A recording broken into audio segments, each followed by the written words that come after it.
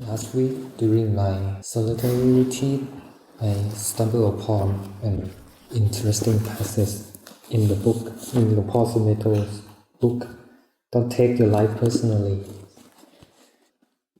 Whatever we love and cherish is inevitably subject to death, and when something we love dies, we feel grief.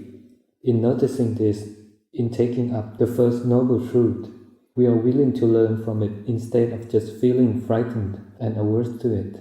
If we try to get rid of suffering, deny it, push it away, run away from it, we can never really understand it. Our reactions will always be some kind of resistance to any possibility of understanding. Understanding means there's a willingness to suffer.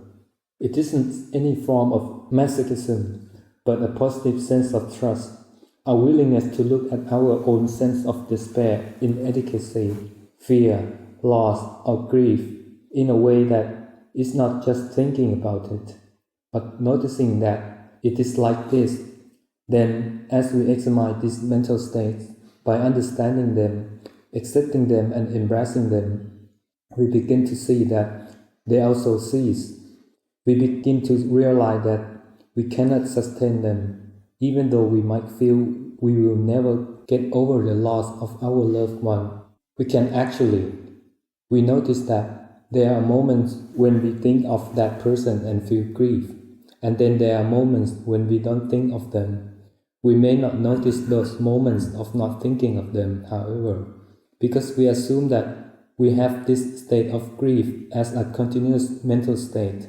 If we are willing to trust in our own awareness of this grief, then we will recognize that it changed. So, in accepting grief, we are not longer clinging to it. We are not longer saying it is mine or making valid judgments about it. We are instead willing to feel and understand the grief, willing to be with it, willing to let it be what it is. And then what happens is, it ceases. As we then observe the cessation of grief, we can mentally note that the absence of grief is like this. So, because one of the major pitfalls for Buddhist practitioners, we tend to run away from suffering as a surviving mechanism of living beings. But in the Buddhist teaching, as we chant this morning, the noble truth of dukkha, or the noble truth of suffering, is to be understood. But for most people, suffering is to be abandoned or run away or get rid of it. And understanding here is, it doesn't mean that we have to use our rational thinking about it, but it is the willingness to witness the sufferer. So then, as you do that, you can see that suffering arises and ceases on their own, out of our control. It's not in our command.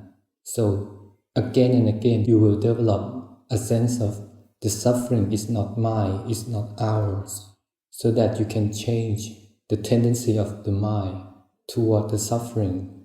And this requires patience and times to change the way that your mind interacts with suffering. So I offer this as a moment reflection.